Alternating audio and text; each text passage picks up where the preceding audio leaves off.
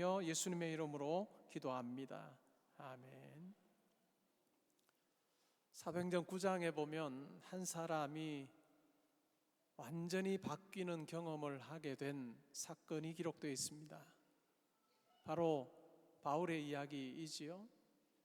그리고 22장과 26장에 보면 바울이 그 사건을 체험적인 간증 형태로 이야기를 하고 있습니다. 오늘 우리가 읽었던 이 본문도 바로 바울의 간증에 해당하지요. 바울이 자신의 삶을 변호합니다. 근데 그 변호하는 내용을 보게 되면 마치 한 편의 설교인 것처럼 예수 그리스도를 통해서 사람이 어떻게 변화될 수 있고 그 변화된 사람이 어떠한 모습으로 사는지에 대해서 아주 분명하게 보여주고 있습니다. 예수를 만나기 이전의 삶 어떻게 묘사할 수 있을까요? 자기가 원하는 대로 사는 삶입니다. 자기의 뜻대로, 자기의 열심대로, 자기의 계획대로 달려가는 삶이라고 묘사할 수 있을 것입니다. 바울이 자기를 죽이려고 했던 유대인들에게 하고 있는 그 이야기, 그것이 바로 내가 바로 그와 같은 삶을 살았던 자다라고 하는 이야기를 하는 것입니다. 22장 3절에서 오늘 너희 모든 사람처럼 이라고 하는 이 말, 그것이 바로 예수를 만나기 이전에 자기의 삶을 묘사하는 것입니다. 그는 유대인으로 태어났습니다. 길리게아 다소라고 하는 작지 않은 도시에서 그는 태어나서 일정 기간 시간을 보내다가 아마도 예루살렘으로 오게 되었고, 예루살렘에서 당대 가장 큰 율법학자였던 가말리엘이라고 하는 사람에게서 율법을 배웠습니다. 많은 제자들이 있었지만 그 중에서도 바울은, 그 당시의 이름은 사울이죠, 사울은 출중하여서 율법으로 많은 사람들에게 명성을 날리고 있었던 그와 같은 삶이 그에게 있었습니다. 율법을 지키려고 애썼고 노력해야 하는 부분에 있어서는 어느 누구와 견주어도 결코 뒤지지 않는 율법에 열심이 있는 그와 같은 삶을 살았습니다. 게다가 그는 율법을 이해할 때 그 율법을 거스른다고 생각하는 한 무리를 향해서 분노하고 그들을 박해하는 것이 바로 자기가 해야 될 일이라고 생각을 했습니다. 오늘날은 우리가 믿는 이 도를 기독교라고 이야기하지만 누가가 이 글을 쓸 때만 해도 기독교라고 하는 용어가 있지 않았습니다. 그래서 그 당시의 사람들은 이 도라고 하는 말로 우리가 믿는 이 기독교를 묘사하곤 했습니다. 그래서 내가 이 도를 박해하였다라고 이야기를 하며 사람을 죽이기까지 하고 남녀를 결박하는 일에 앞장서서 그렇게 하였다라고 이야기합니다. 그 대표적인 예가 사도행전 7장에 나오는 스데반을 죽이는 그 같은 내용입니다. 스데반을 돌로 치는 그 일에 바울이 그 일을 관장하는 증인처럼 역할하고 있는 모습이 사도행전에 잘 그려지고 있습니다. 뿐만 아닙니다. 이 사울의 열심은 특심하여서 예루살렘에서 예수 믿는 자를 결박하여 죽이는 데 뿐만 아니라 더 나아가서 다메섹이라고 하는 곳에까지 가서 예수 믿는 사람들을 결박하여서 예루살렘으로 데려오기 위해서 그는 다메섹으로 가는 일도 서슴지 않았던 그 같은 율법에 열심히 있었던 삶, 그것이 바로 사울의 삶이었습니다. 자기가 생각하기에 옳은 대로 살았던 삶이고 어느 누구보다도 열정이 있었던 그와 같은 삶이었습니다. 그런데 그와 같은 삶에서 하나님께서는 완전히 다른 삶으로 사울을 부르셨습니다. 그리고 그의 이름이 바뀝니다. 바울이라고 하는 이름으로 바뀌어서 이방인들을 만나면서 이방인들에게 예수를 전해야 되는 그와 같은 사명을 가진 이방인의 사도로 삶을 살게 되는 완전히 다른 삶을 바울은 살게 되었습니다. 이전의 삶은 자기의 뜻, 자기의 생각이라고 하는 것이 가장 중요했다고 한다면 예수를 만난 이후의 삶은 자기의 뜻이 아니라 하나님의 뜻이 가장 중요하고 하나님께서 원하시는 것 앞에 순종하는 삶을 살고 있습니다. 나도 당신들과 같이 이와 같은 삶을 살았다라고 묘사했던 바울이 이제는 자기 가운데 일어난 변화에 대해서 이야기를 합니다. 자기를 죽이려고 했던 유대인들과 다른 점에 대해서 이야기를 하는데, 그것은 바로 다메섹으로 가던 중에 부활하신 주님을 만난 사건이 그에게 있었습니다.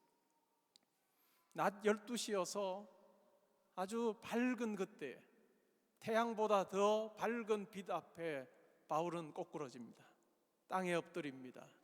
소리가 들립니다. 사울아 사울아, 왜 내가 나를 핍박하느냐? 라고 그렇게 말씀합니다. 사울은 순간적으로 내가 지금 나에게 말하는 자를 핍박한 적은 없었다라고 하는 생각을 했던 것 같습니다. 이렇게 묻습니다. 주님, 당신이 누구십니까? 라고 그렇게 묻죠. 그러자 부활하신 주님께서 이렇게 말씀합니다. 나는 내가 핍박하는 나사렛 예수다. 나는 내가 핍박하는 나사렛 예수다 라고 그렇게 말씀하십니다. 이것은 참으로 놀라운 묘사입니다. 성도인 우리에게 얼마나 큰 위안이 되는 그와 같은 말씀인지 모릅니다. 사울은 예수 믿는 자, 이 도를 따르는 자들을 지금 박해하고 있습니다.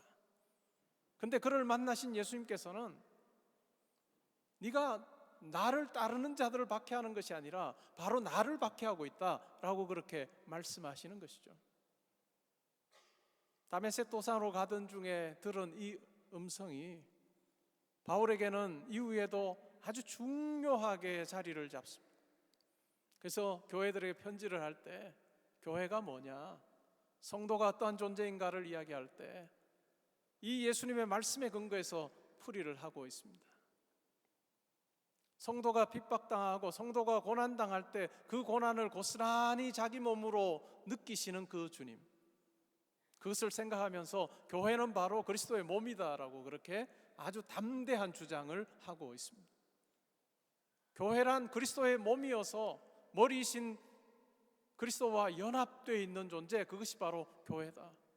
우린 각 지체로서 그리스도를 닮아서 장성한 분량에까지 자라가야 되는 분명한 목표가 있는 그와 같은 것이 바로 성도의 삶이다 라고 그렇게 이야기를 합니다. 내가 고난의 자리에 있을 때, 내가 아픔 중에 있을 때 나의 그 고난과 아픔과 무관하게 생각하지 않으시는 그리스도가 계시다라고 하는 것을 바울에게 말씀하시는 이 예수님의 이 말을 통해서 우리는 분명하게 확인할 수 있습니다. 여러분의 고난의 자리에, 여러분의 좌절의 자리에, 여러분의 소망 없는 그 자리에 주님께서 함께 하신다는 것, 우리가 기억할 필요가 있습니다.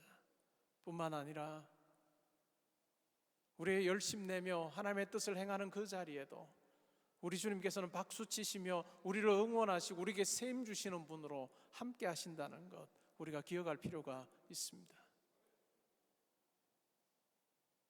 이 주님을 만나고 바울은 아주 큰 충격에 빠졌을 것입니다.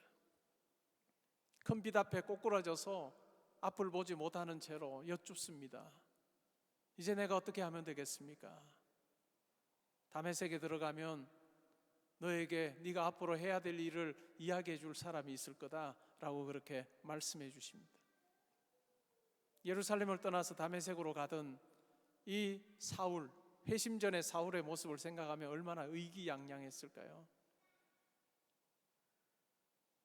그러나 다메섹으로 들어가던 이 사울의 모습을 보면 앞을 보지 못해서 함께 가던 자들의 손에 이끌려서 다메섹으로 조심스럽게 한 걸음 한 걸음 내디디고 있는 이 사울의 모습, 이것은 회심 전과 회심 이후에, 그리스도를 만나기 전과 그리스도를 만난 이후의 삶이 얼마나 다를 수 있는가를 아주 단적으로 보여주는 그와 같은 장면일 것입니다. 예수를 만나기 전은 자기 뜻대로, 자기 원하는 대로 그렇게 살지만 예수를 만난 이후에는 예수 그리스도의 손에 붙들림 바 되어서 예수 그리스도께서 원하시는 대로 예수 그리스도께 매여서 살게 되는 그와 같은 삶이다라고 하는 것을 아주 분명하게 이야기해 줍니다. 다메섹으로 들어갔습니다. 아나니아라고 하는 율법을 충실히 지켜서 당시의 유대인들에게 많은 칭송을 받던 이 아나니아를 만납니다. 아나니아가 그에게 기도하였을 때 바울의 눈에서, 9장에 보시면 바울의 눈에서 비늘 같은 것이 벗겨져서 비로소 보게 됩니다. 바울에게는 참 충격적인 사건, 나는 하나님을 위한다라고 생각을 했는데 그것이 정반대로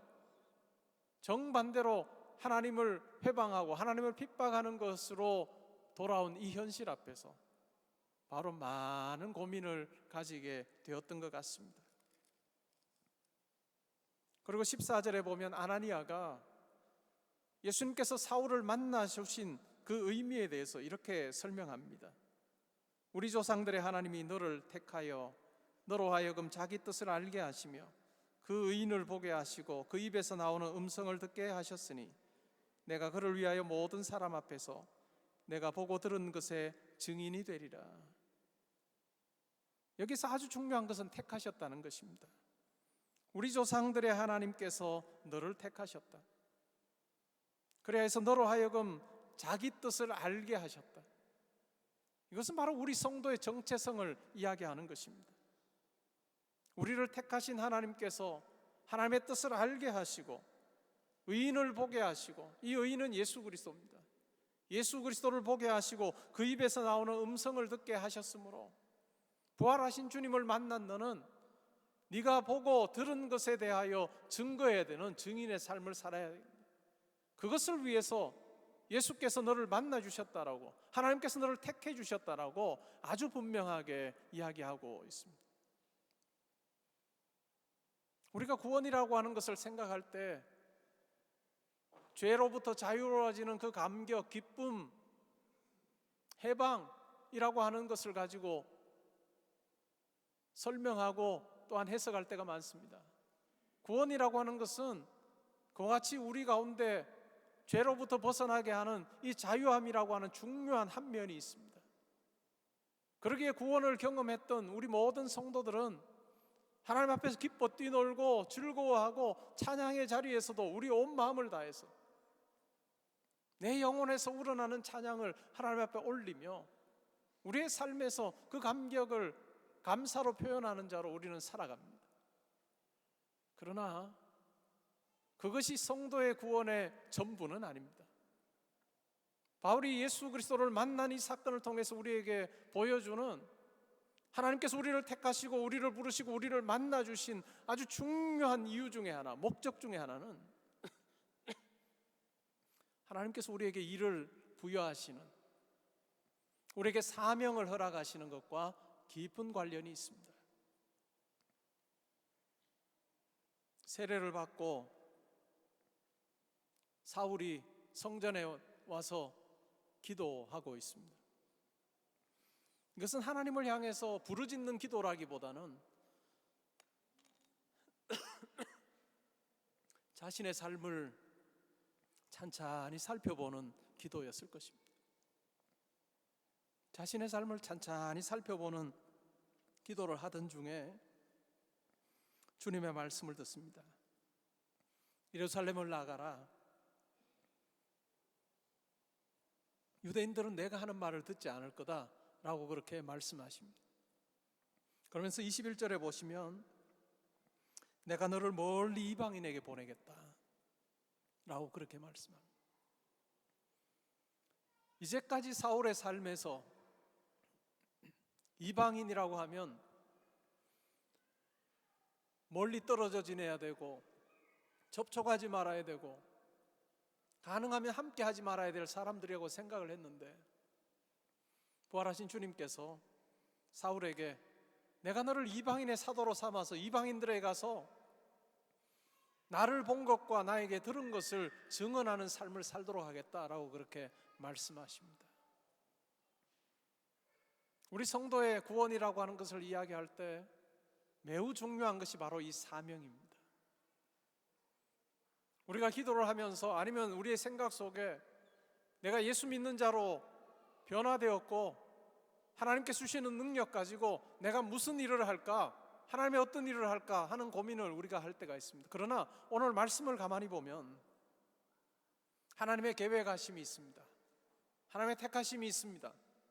바울은 에베소 교회 성도들에게 편지하면서 하나님께서 태초에 영원전부터 그리스도 안에서 우리를 선택하셨다라고 그렇게 분명하게 이야기를 합니다. 그러면서 그 선택하심이라고 하는 것을 통해서 하나님의 계획하심이 있고 그 계획하심 안에 나를 부르시는, 초대하시는 그와 같은 것이 바로 우리 성도의 삶입니다. 내가 주가 되어서 하나님의 뜻을 찾아가고 하나님의 기뻐하시는 일을 위해서 내가 몸부림치고 하는 것보다 어떤 면에 더 다른 차원의 말씀을 성경은 이야기하고 있습니다. 우리를 창세전에 부르신, 택하신 그 하나님께서, 하나님의 뜻을 가지고 이제까지도 역사하신 그 하나님께서 때가 되었을 때 우리를 만나주시고 그 하나님의 계획 안에서 우리의 삶을 꾸려가도록 하시는 그와 같은 하나님의 섭리가 우리 가운데 있다라고 하는 것입니다. 그러기에 이미 구원받은 존재로 살아갈 때 이 하나님의 뜻, 하나님의 부르심, 하나님의 계획하심이라고 하는 것과 분리될 수 없는 우리의 삶, 우리가 하나님의 계획 안에 있음을 느끼게 될 때 하나님 앞에서의 우리의 사명에 대해서 더 분명하게 고민하게 됩니다. 하나님께서 왜 나를 구원하셨을까? 하나님께서 왜 나를 택하셔서 나를 불러주셨을까? 라고 하는 그 고민이 우리 가운데 있어야 할 것입니다. 그럴 때 분명하게 우리 가운데 내려지는 결론이 있다면 하나님께서 우리에게 말씀하시는 그 음성에 순종하며 하나님의 뜻 앞에 내가 순종하여 아버지의 일을 내가 감당하기를 원합니다 라고 하는 그 결단의 고백이 우리 가운데 있어야 합니다. 여러분의 삶을 한번 살펴보십시오. 바울처럼 드라마틱한 그와 같은 체험은 없었을지 몰라도 여러분의 삶에서 어떤 상황 가운데서 예수를 만나는 그 경험이 여러분들 가운데 있었을 것입니다. 각자의 다양한 삶의 자리에서 예수를 만나는 그 경험, 그 가운데서 우리가 확인하게 된 하나님의 택하심, 하나님의 은혜라고 하는 것을 우리는 결코 잊어서는 안 될 것입니다. 사도행전에만 바울은 2번이나 자기의 회심 경험에 대해서 이야기를 합니다. 그리고 바울은 사역의 현장에서 수도 없이 예수를 모르던 그를 만나게 하시고 그 가운데서 내 삶이 완전히 바뀌어졌음에 대해서 체험적으로 수도 없이 많은 사람들 앞에 간증하며 살았을 것입니다. 여러분의 삶에도 예수를 만난 그 생생한 이야기가, 그 사건이, 그 체험이 여러분들 가운데서 한 번의 사건으로 끝나지 아니하고 거듭거듭 여러분들이 이야기하고 생각하고 누군가에게 나누는 일을 통해서 하나님의 은혜가 내 삶 가운데 머물러 있음을 우리는 항상 잊지 않는 그 같은 삶을 살아야 할 것입니다. 아직까지 예수를 알지 못하는 누군가에게, 친구에게, 가족에게, 이웃에게, 동료에게 내가 침묵할 것이 아니라 하나님께서 기회해 주시는 대로 내가 복음을 전하는 자로 증인의 삶을 사는 것, 그것은 우리 모든 성도의 공통된 사명일 것입니다. 우리의 이 땅에서의 삶은 삶과 죽음이 한 뼘밖에 안 됩니다. 내가 생각하는 다음 기회가, 내가 생각하는 내일이 우리에게 주어지지 않을 수도 있습니다. 그러하다면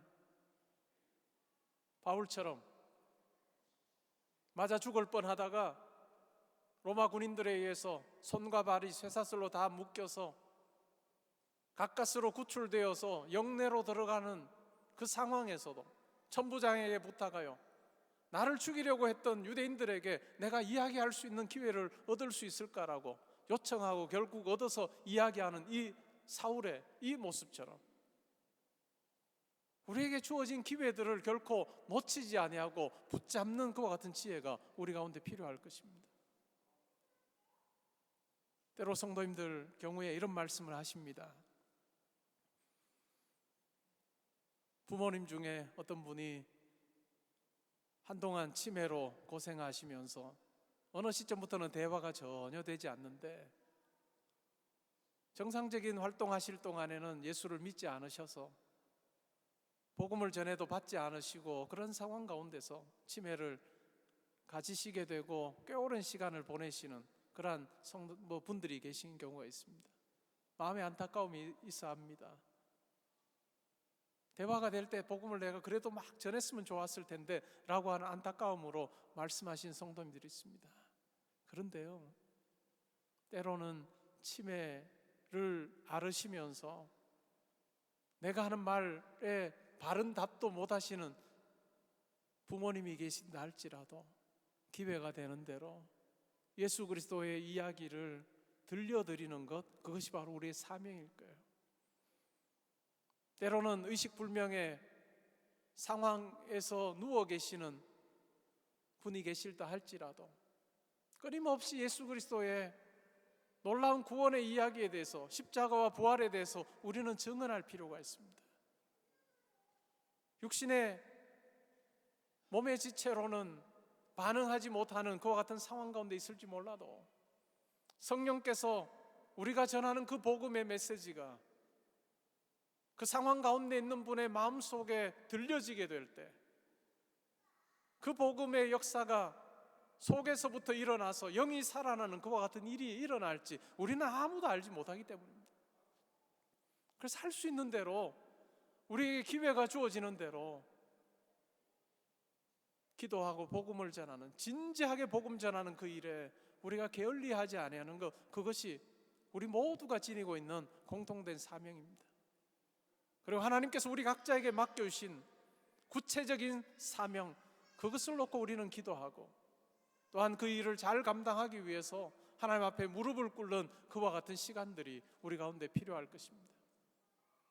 구원이라고 하는 동전의 한 면은 기쁨이고 다른 한 면은 사명입니다. 우리가 그 사명 잘 감당하게 될 때 하나님께서 내 삶 가까이 계신다라고 하는 것을 우리 모두 다 경험하게 될 것입니다. 바울은 이방인의 사도로 부름을 받은 삶을 살면서 많은 고난을 당합니다. 고린도후서에 보면 그 고난의 목록이 정말 어마어마합니다.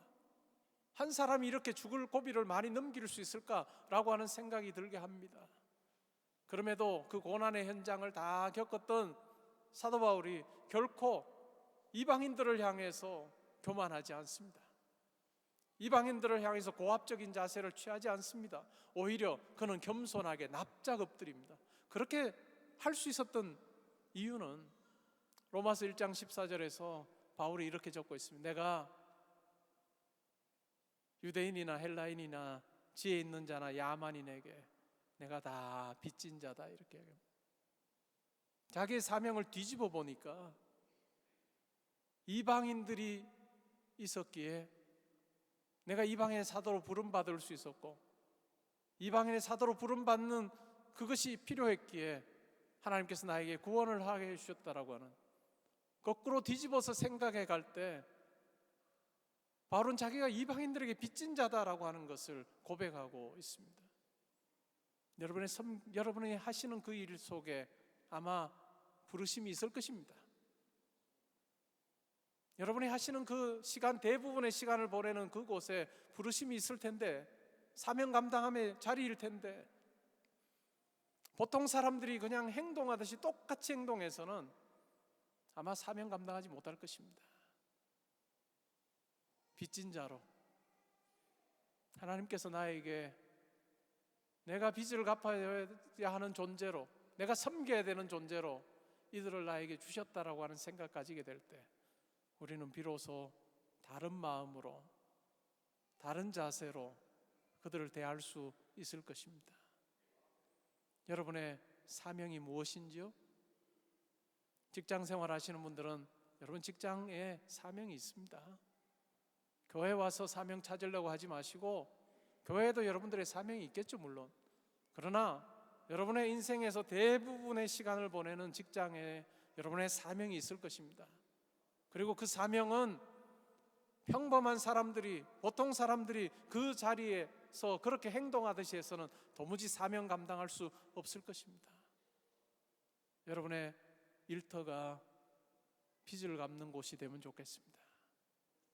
여러분이 하는 그 일이, 여러분이 만나는 사람들이 내가 빚 갚아야 되는, 내가 하나님의 뜻을 내가 행하고 드러내야 되는 그 같은 존귀한 자리로 여겨지고 존귀한 분으로 여러분들이 받아들여지게 될 때 여러분의 삶의 자리에서 하나님의 뜻을 행하는 자로 사는 은혜가 있으리라 생각합니다. 말씀을 정리하기 원합니다.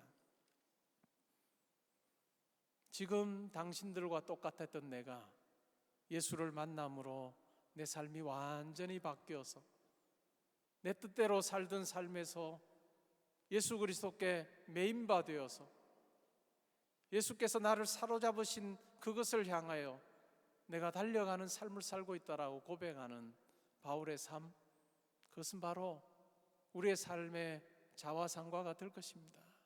우리의 삶도 예수 그리스도께 매여서 예수 그리스도께서 우리를 통해서 하기를 원하시는 그 일을 감당하는 것, 그것이 바로 우리의 삶이어야 할 것입니다. 우리가 이 세상 살면서 하나님의 통치가 이 땅 가운데 이루어지는 하나님의 큰 계획 안에 우리가 있으면서 그 중에 한 부분 우리에게 맡겨주신 것, 우리가 잘 감당할 때 이 땅에 하나님 나라가 더 온전하게 세워지고 하나님이 더 분명하게 드러나는 귀한 일이 있으리라 생각합니다. 여러분, 이렇게 부르심 받은 우리가 한 마음이 되어서 서로 격려하고 세워주면서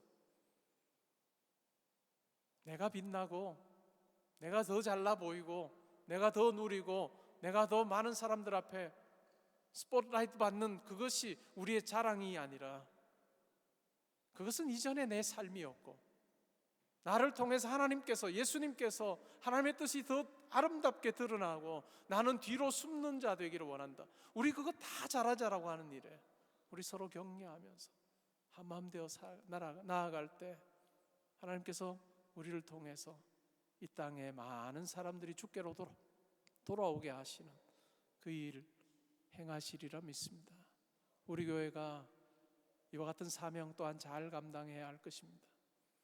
우리 교회가 새로운 건물을 가지고 또 새로운 성도님들이 함께하며 수가 늘어나는 것을 자랑하는 교회가 아니라 이것은 우리가 낮추고 감추어야 할 것이고 하나님의 뜻 앞에 우리가 얼마나 더 무릎 꿇고 더 진지하게 교만하지 아니하고 하나님 앞에 순복하는 자로 내가 살고 있는, 우리 교회가 행하고 있는가를 우리가 잘 살피며 똑같은 마음으로 그와 같은 일에 매진할 때 하나님께서 개포동 교회를 개포동에 세우신 그 목적이 잘 성취되게 하시는 그와 같은 은혜 우리 가운데 허락하여 주시리라 믿습니다. 이번 한 주간 여러분의 삶의 자리로 다시 돌아가실 것입니다.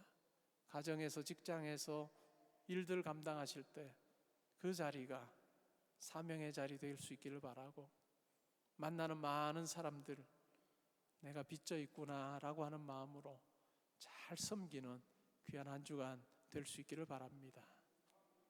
제가 기도하겠습니다. 내 마음대로